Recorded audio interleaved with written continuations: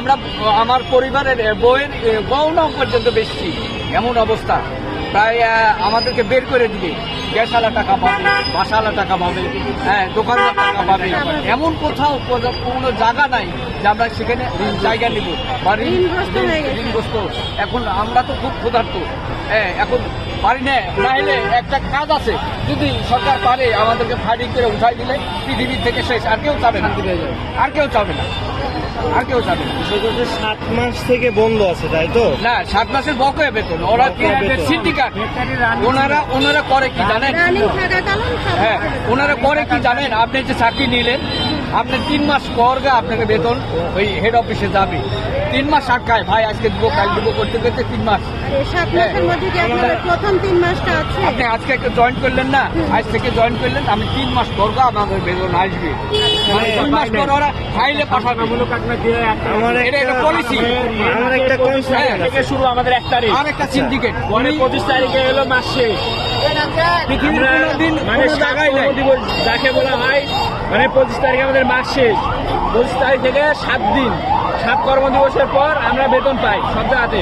তো এখানে আমাদের 7 তারিখে না দিয়ে আমাদের এই মাসে দেখা গেল যে আজকে 10 তারিখে বেতন দিল, সামনের মাসে কিন্তু 10 তারিখে বেতন পাই। তো সামনের মাসে 10 তারিখে না দিয়ে 20 তারিখ 25 তারিখ নিয়ে যায়। এভাবে করতে করতে আমাদের মাসের হঠাৎ আমাদের 7টা মাস পড়ে গেছে।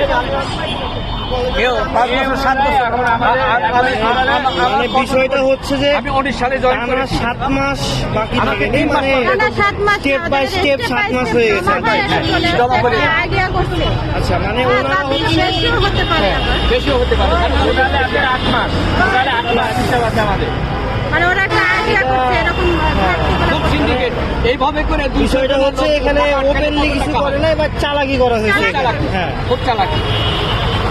এবং তাই না, শুধু তাই নাই, ওনারা ওই সরকারি টাকা, রাজস্ব টাকা, ওনারা কারেন্ট বিল 30,000 টাকা পাবে, গ্যাস বিল 30,000 টাকার উপরে পাবে, এরকম বিভিন্ন সেকশনে আমাদের বেতন দেওয়া হবে না।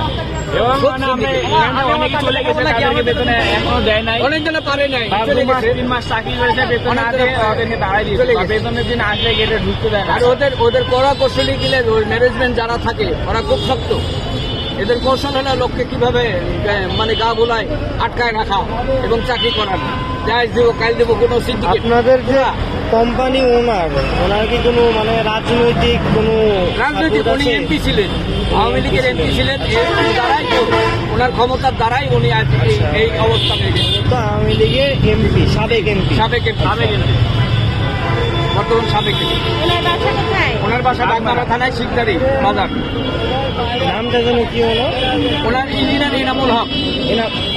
এনামুল হক, তাহলে এটা হচ্ছে এনামুল হক, এনা গ্রুপ। ঠিক আছে, সাবেক এমপি।